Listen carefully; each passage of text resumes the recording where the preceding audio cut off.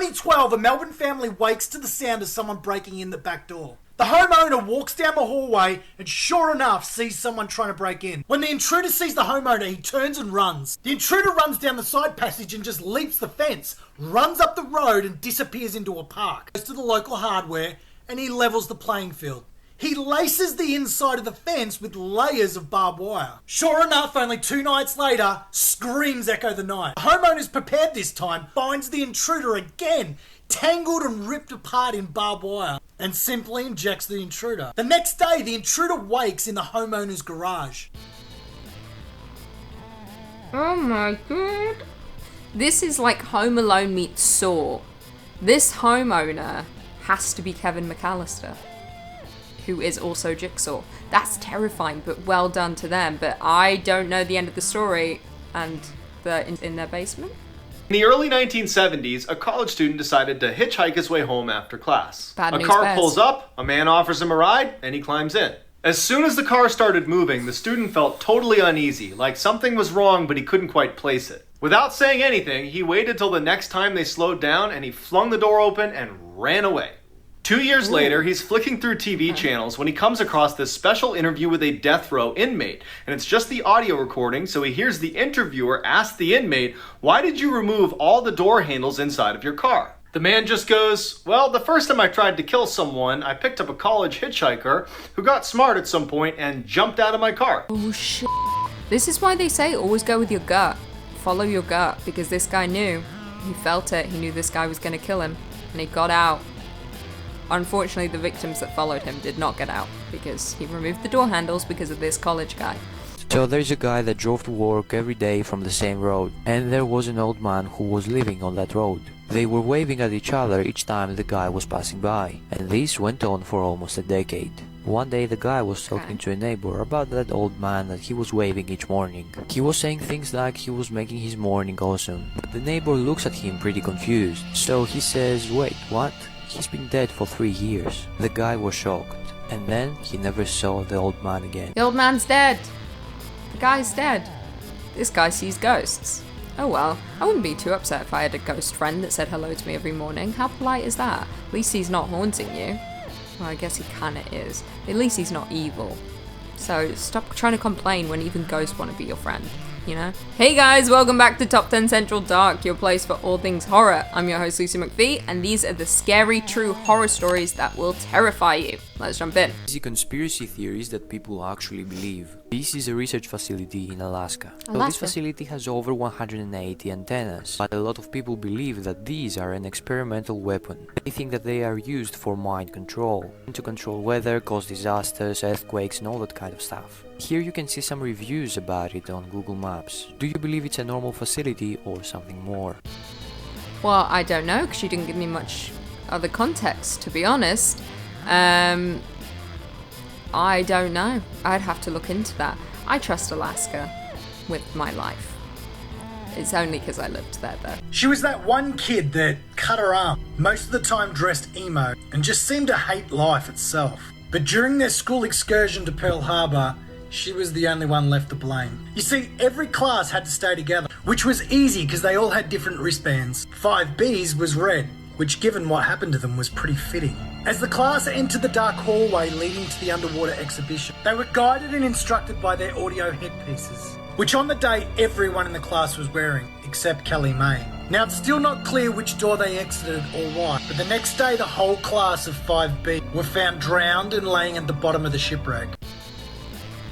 What the heck? So, I'm confused as to what happened here. Okay, this entire class is gone, but they're blaming this one girl? Was she part of the class? I'm confused. It did freeze halfway through. I feel like I lost some context. This girl is a witch. That's what I got out of this. She's a witch. She killed her class. Is that what we're saying? Witchcraft. Plastic surgeries that went wrong, part 1. Sahar Taber was a beautiful girl. I mean, very beautiful. And she got famous in 2017 because she was kind of starting to change her looks crazy. Little by little. Some people were even calling her the ugly version of Angelina Jolie. Turns out that she wasn't even trying to look like Angelina Jolie. She was actually inspired by Emily from Corpse Bride. Do you like the before or after? Isn't it confirmed that this was fake? I thought it was all makeup and that it was fake. Or am I wrong? Did she actually get surgery? I don't know if it's creepy either way. I thought it turned out to be fake. I could be wrong. Someone let me know though. London is home of the quietest room in the world, and people are known to go insane after 30 minutes. For the first couple minutes, he was fine.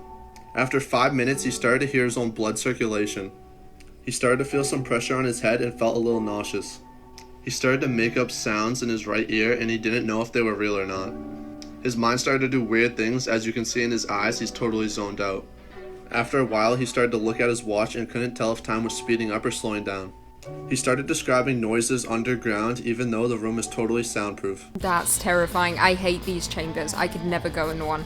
Can you imagine you're just sat in a room and all you can hear is like the inside of your body? You can hear your heartbeat, you can hear your blood moving inside of you. Everything is so heightened. It's just, oh no, hell no. You couldn't pay me to go in there. Not a chance. Facebook actually shut down 2 robots that they created known as Alice and Bob because they started talking to each other in their own language. Yeah, I probably would have shut them down too. No. I heard about those robots. They started coming up with their own language and they communicated with each other. It's like, these are robots and they start plotting against us. What the Stop creating robots. We're creating powerful things that are just gonna take over the world and we're all gonna die. It's like iRobot. That's fact. iRobot's a documentary. In 2004, a young family moved into the house they just bought for their family of 6. The house was huge with 12 bedrooms, but in the whole house, one room was locked. And a condition of sale from the real estate agent was they were to never open that door. In the middle of the night, they woke up to something running through the wall. The sound was like banging, like someone was dragging something. When all of a sudden there was a scream from one of his daughter's rooms. He ran into his daughter's room and found something dragging her in the closet. He quickly got an axe and went to the locked room and smashed open the door, only to find the real estate agent with a butcher's outfit, his daughter on a chopping table, and both her arms and legs missing. She was screaming, "Help me, Dad." That's awful. Also, how could you ever move into a home and accept that there's one locked door that you can never go through? You can't just own a house and just not enter it. I'd knock that door down day one. I'd want to know what's behind it. I'd find that butcher. He's not taking my arms. In 2012, a high school tutor and her student stayed up so late one night studying that by the time they were done, the buses had stopped running. Without another way home, the student asked if he could stay the night at her place. Reluctantly, she agreed. When they got back to the apartment, she fell asleep on her bed and he fell asleep on a blanket next to her bed on the ground. A few hours later, she wakes up to the boy standing awkwardly in the middle of the room with a very strange look on his face. She asks him, "What's wrong?" He looks at her and says, "I'm really hungry. Let's go get some tandoori chicken."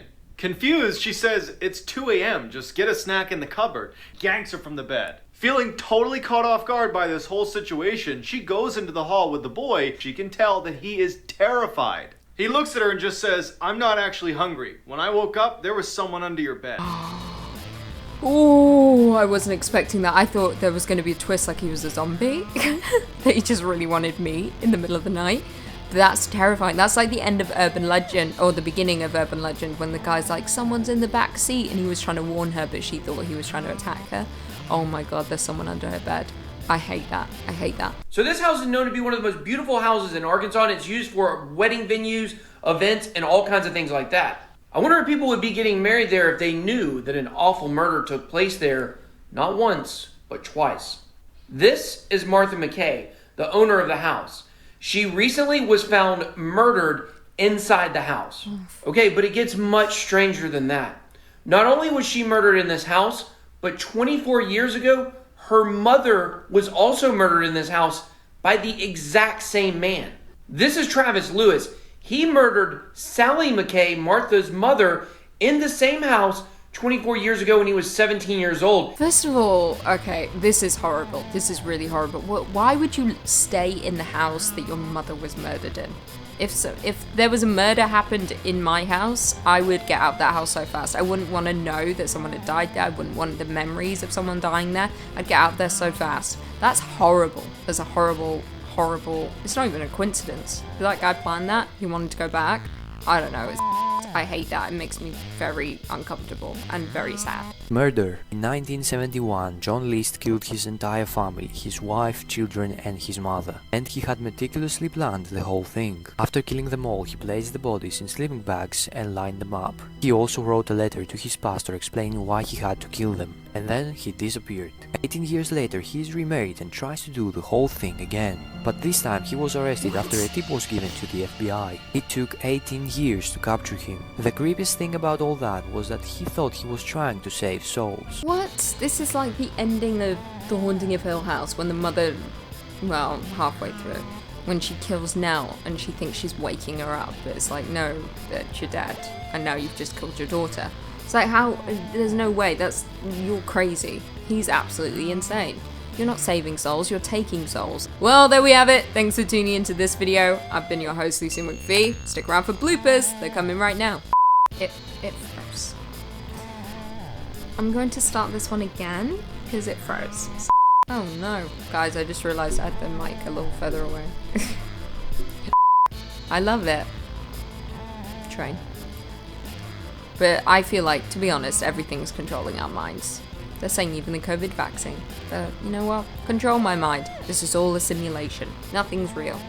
I've been your host, Lucy McPhee. Oh, I never did the intro to the video. Also, before I go, look how great my nails are. It's share. How cool. How cool. Okay.